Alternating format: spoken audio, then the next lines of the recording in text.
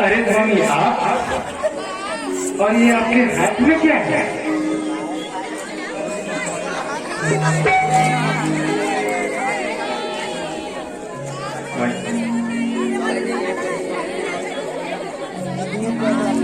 यह कोई साधारण फल नहीं है, बल्कि हमारे हाथ में वह दिव्य फल है जिसको ग्रहण कर चीर काल तक प्राणी की अवस्था को प्राप्त करता है, कभी वो वृद्धावस्था को प्राप्त नहीं होता।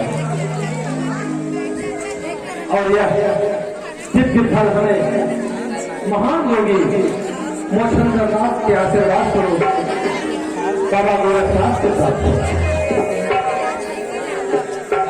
योगी राज का आदेश है कि मैं इसे ग्रहण कर सदैव अवस्था को प्राप्त करूं, परंतु हे प्रिय तुम्हें तो ज्ञात हो कि भरथरी के प्राण को सदैव आपसे बचते हैं, इसलिए हम चाहते हैं कि तुम इस महानतम फल को ग्रहण कर सदा चीर काल तक युवती स्वरूप धारण कर हमें आनंदित करते रहो।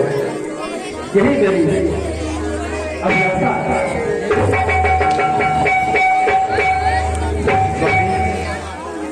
मैं कितनी भाग्यशाली आप जैसे उदार चित्त देवता करूं धर्मात्मा व मानवा नरेंद्र की धर्म पत्नी होने का गौरव का।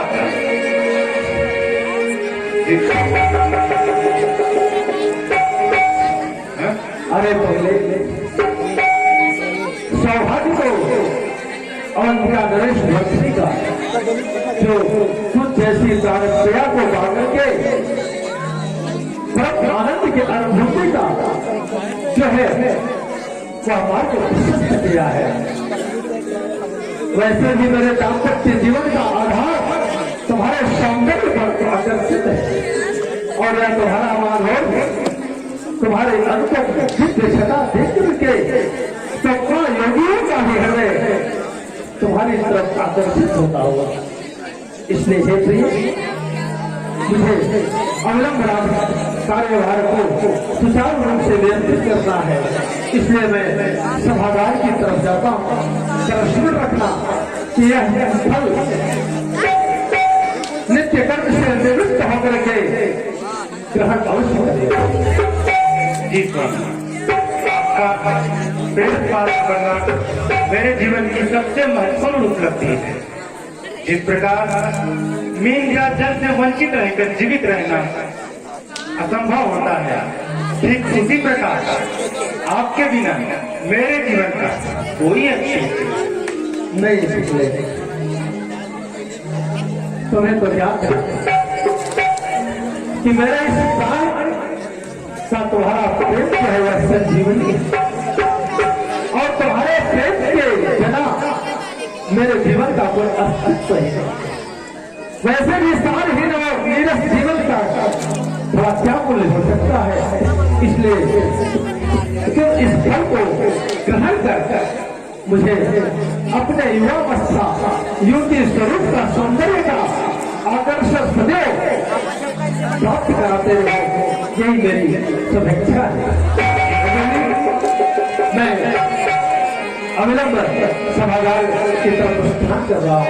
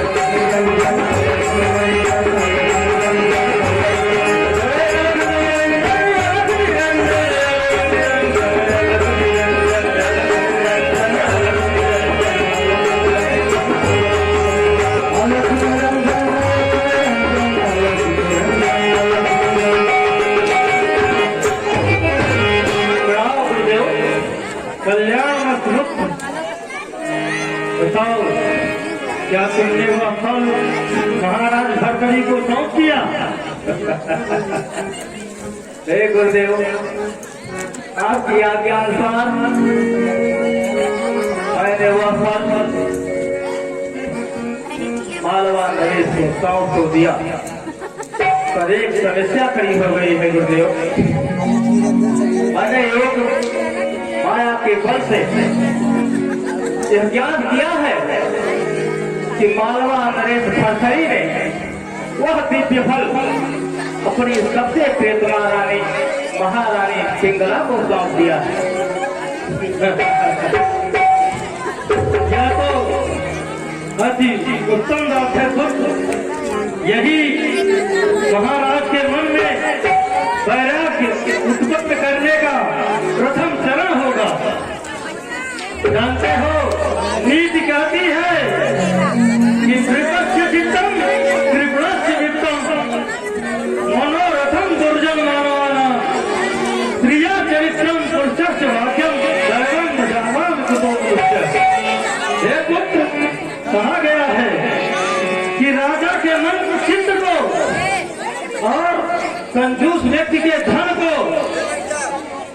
तुष्ट व्यक्तियों के मनोरथ को, स्त्रियों के चरित्र को, पुरुषों के भाग्य को कोई जान नहीं सकता, न तो देव और न ही मनुष्य। सत्य वचन, सत्य वचन, सत्य वचन। गुरुदेव, आप सर्वथा सत्य कह रहे हैं। इस घटना के परिणाम स्वरूप महाराज भरतरी के हृदय में आपस वैराग्य फूटने के प्रथम बीज का रोपण हो चुका है और शीघ्र ही वो तुम्हारे पास संन्यास की दीक्षा लेने के लिए स्वयं उपस्थित होते। हे पुत्र, उस समय तुम उचित प्रकार से उनके विरक्ति भाव की परीक्षा करके उन्हें अपने शिष्य के रूप में स्वीकार करो और जन कल्याण हेतु एक योगी के रूप में उन्हें संसार के समक्ष प्रस्तुत करो। जो आज्ञा हमारे लिए क्या बोल रहे हो? अब आप जाके अपने आश्रम में निवास करिए और महाराज भरतरी के आने की प्रतीक्षा करिए। जो आज्ञा बोल रहे हो? जो आज्ञा। कल्याण हो निरंजन, अलख निरंजन, अलख निरंजन,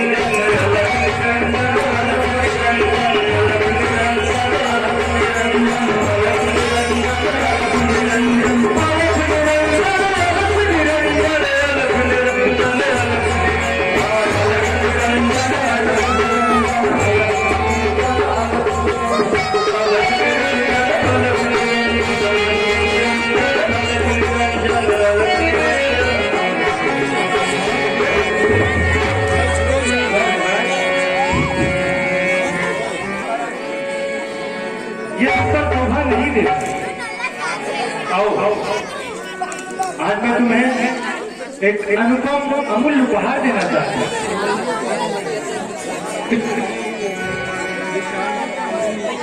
मैं तो आपका एक तुच्छ सेवक हूँ,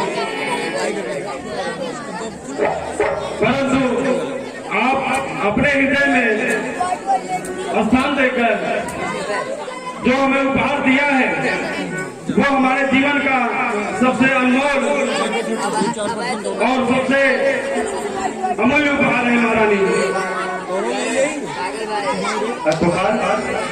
जी महारानी, तुम्हें ज्ञात होगा इस संपूर्ण अंबिकापुरी पर मेरे पति का आधिपत्य है, परंतु मेरे हृदय में तो केवल तुम्हारा हिस्सा चलता है। हम अपने प्राणों से भी अधिक तुमसे स्नेह करते हैं, इसलिए इस दिव्य फल को ग्रहण कर सदैव के लिए युवा बनकर मेरे यह देश और मेरी इच्छाओं का सदैव सम्मान करते रहो। महारानी, हमें पता है कि आप मुझसे निश्चल प्रेम करती हैं, लेकिन महारानी मुझे डर है कहीं हमारे और आपके मधुर संबंध के बारे में अगर महाराज को पता चला तो फिर क्या होगा महारानी? इस विधान को तुम निश्चिंत रहो, क्योंकि मैंने महल की सारी दास दासियों के मुख को सोने चांदी के आभूषणों से बंद कर दिया है। इस पल को लो और ग्रहण करो और मेरे आदेशों का सम्मान करो।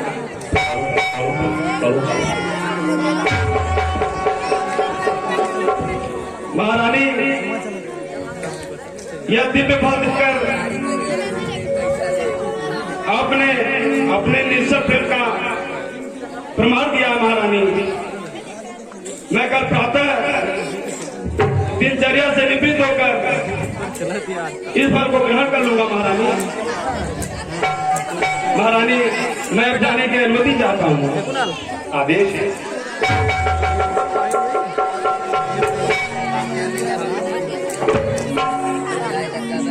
मैं यह दिव्य फल अपनी रावती को दूंगा कि वह उम्र भर युवती के स्वरूप में रहे और मैं उससे शादी कर जीवन के आनंद का भोग लूंगा।